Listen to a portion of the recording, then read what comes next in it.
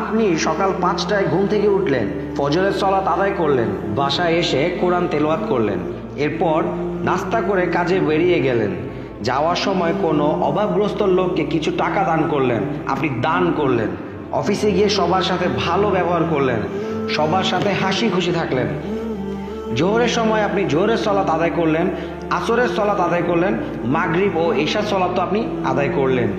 এরপর অফিস থেকে বাসায় ফেরার পথে আপনার কিছু বন্ধুদের সাথে আড্ডা দিলেন, সেখানে আপনি কারো সম্পর্কে গীবত করলেন, গালি দিলেন, এমন কিছু মন্তব্য না যাচাই করেই করলেন, মিথ্যা অপবাদ করলেন। আপনি কি জানেন আপনার সব নেক আমলগুলো চলে গেল? আপনি হারিয়ে ফেললেন আপনার কষ্ট করে অর্জন করা নেক আমলগুলো।